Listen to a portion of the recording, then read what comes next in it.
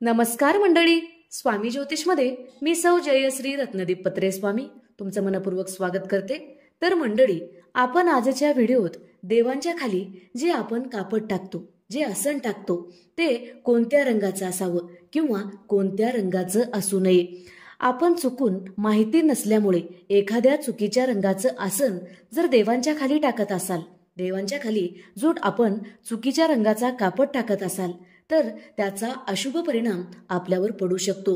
म्हणून देवाच्या खाली आसन कोणत्या रंगाचं टाकावं याची माहिती असणे फार गरजेचे आहे. तर मंडळी, हिंदू धर्मातील प्रत्येक घरामध्ये देवघर असतं.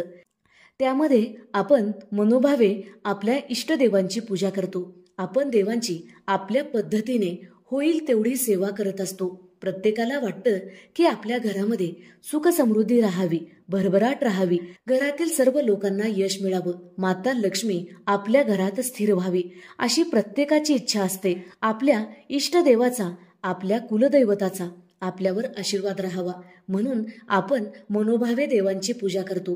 पण देवपूजेचे काही महत्त्वाचे नियम असतात, ते नियम पाळलेच पाहिजे. तर मंडळी, देवपूजा करताना लागणाऱ्या साहित्याचं एक वेगळंच महत्त्व आहे. प्रत्येक साहित्याचे एक वेगळं महत्त्व देवपूजेमध्ये आपणास पाहायला मिळते आणि त्याचं देवपूजेतलं महत्त्व आपण नाकारू शकत नाही. वस्तू साधारण असू शकते, पण देवपूजेमध्ये त्याचं अत्यंत महत्त्वाचं काम असतं. देवपूजेमध्ये वापरलं जाणारं आसन सुद्धा आपल्यावर खूप प्रभाव टाकू शकतं. देवांच्या खाली जे आपण आसन वापरतो ते सुद्धा खूप महत्त्वाचं आहे. तर देवपूजेमध्ये आपण देवांच्या खाली जे आसन टाकतो ते आसन कोणत्या रंगाचं आहे हे सुद्धा आपल्यावर खूप जास्त वास्तुशास्त्रात सांगितलेलं आहे. मग तो सकारात्मक असू शकतो आणि नकारात्मक सुद्धा असू शकतो. कारण चुकीचा रंग वापरल्यामुळे, चुकीच्या रंगाचं आसन वापरल्यामुळे आपल्या देवाऱ्यात टाकलेलं आसन आपल्यावर नकारात्मक प्रभाव टाकल्याशिवाय राहत नाही. आणि योग्य पद्धतीनं म्हणजे पवित्र रंग जे आपण वास्तुशास्त्रामध्ये सांगितलेले आहेत ते आसन जर आपण देवांच्या खाली टाकत असाल तर त्याचा शुभ परिणाम आपल्यावर पडणारच आहे. म्हणूनच आपण देवघरामध्ये कोणत्या रंगाचं आसन टाकल्यामुळे आपणास कोणता फायदा होतो किंवा कोणता दोष लागतो याविषयीची माहिती पाहूया. तर मंडळी, माता लक्ष्मी आपल्या घरात वास करते, यासाठी देवाच्या खाली टाकलेलं आसन फार महत्त्वाचं मानलं जातं. याविषयी सविस्तर माहिती आपण या व्हिडिओत पाहणार आहोत. व्हिडिओला सुरुवात करण्याआधी चॅनलला सबस्क्राईब करा, बाजूच्या घंटीला ऑल करा, त्यामुळेच मी टाकलेले प्रत्येक व्हिडिओ तुम्हाला पाहता येतील. तर मंडळी, आपल्या घरातील देवांची पूजा रोजच झाली पाहिजे, त्यामुळे आपणास शुभ परिणाम प्राप्त होतात.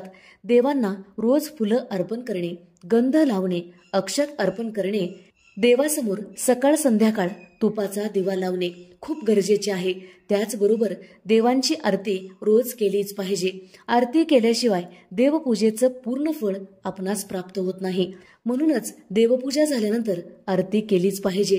आरती झाल्यानंतर नैवेद्य अर्पण केलाच पाहिजे, तरच देवपूजा पूर्ण झाली असे मानले जाते. देवपूजा झाल्यानंतर लगेचच घर झाडून काढू नका, हातपाय धुवू नका किंवा कपडे बदलू नका. यामुळे सुद्धा देवपूजेचं पूर्ण फळ आपणास मिळत नाही. चला तर मग जाणून घेऊया देवांच्या खाली कोणत्या रंगाचं आसन वापरलं पाहिजे. हिंदू धर्मात लाल रंगाला शुभ मानलं जातं. हा रंग शक्ती, पवित्रता, प्रेम, शौर्य, स्नेह याचे प्रतीक आहे. लाल रंगाचा वापर लग्न समारंभात आणि सणामध्ये केला जातो. तर मंडळी, लाल रंगाचे कापड वापरल्यामुळे तारक मारक लहरी शोषल्या जातात, त्यामुळे आपणास शुभ आणि लाभ असा परिणाम मिळू शकतो. तर मंडळी, लाल रंग जीवनाचा आणि आनंद प्रसंगाचा रंग मानला जातो. लाल रंगाचा वापर मंदिरात देवांचे आसन असो किंवा डोक्यावरील लावलेले तिलक असो, लाल रंगाचे वापरले जाते. लाल रंगाचा वापर देवी देवतांच्या पूजेमध्ये जास्त केला जातो. देवतांच्या मूर्तीच्या खाली लाल रंगाचे कापड टाकू शकता. तर मंडळी, देवाऱ्यामध्ये लाल रंगाचे आसन टाकल्यामुळे आपणास सुख समृद्धी प्राप्त होते. 2. पिवळ्या रंगाचं आसन सुद्धा देवाऱ्यामध्ये वापरणे अत्यंत शुभ मानले जाते. पिवळा रंग धार्मिकतेचे प्रतीक असून त्याचे धार्मिक महत्त्व खूप जास्त आहे.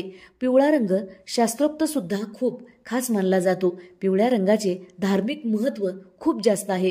पिवळा रंग सूर्यप्रकाशाचा रंग असून ऊर्जेशी संबंधित आहे. पिवळा रंग सत्वगुणी मानला जातो. पिवळा रंग तणाव दूर करतो आणि मनाला शांती देतो. पिवळा रंग आत्मविश्वास वाढवणारा मानला जातो. पिवळा रंग ज्ञान आणि शहाणपणाशी संबंधित आहे.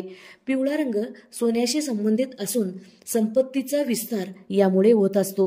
संपत्तीचा विस्तार यामुळे होत असतो. म्हणूनच आपल्या घरात सुख समृद्धी यावी, आपल्या घरात लक्ष्मीची प्राप्ती व्हावी, आपल्या घरात पैसा यावा, पैसा टिकावा यासाठी पिवळ्या रंगाचं आसन किंवा कापड देवांच्या खाली टाकलंच पाहिजे. यामुळे आपणास शुभ परिणाम प्राप्त होतो.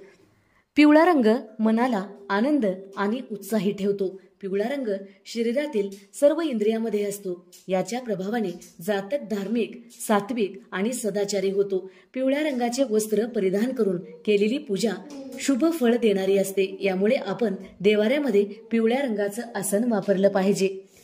3.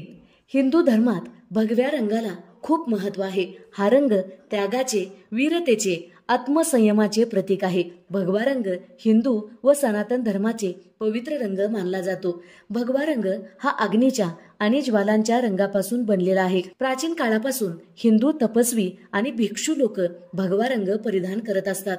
भगवा रंग सूर्योदयाचा व सूर्यास्ताच्या वेळी या भगव्या रंगाच्या छटा उमटल्या जातात. म्हणूनच देवाऱ्यामध्ये भगव्या रंगाचं आसन किंवा कापड टाकणे खूप महत्वाचे आणि शुभ मानले जाते. तर मंडळी, रोजच्या पूजेमध्ये देवाऱ्यात शक्यतो लाल, पिवळं किंवा भगव्या रंगाचं आसन वापरलं जातं.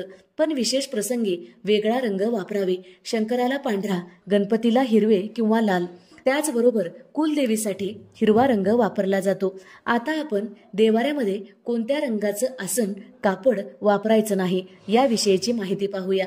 तर मंडळी, देवाऱ्यामध्ये निळ्या रंगाचं कापड किंवा आसन चुकून सुद्धा टाकू नका. देवाला निळ्या रंगावर शनिदेवाचा प्रभाव आहे. यामुळे निळा रंग आपण देवाऱ्यामध्ये वर्जित केला पाहिजे.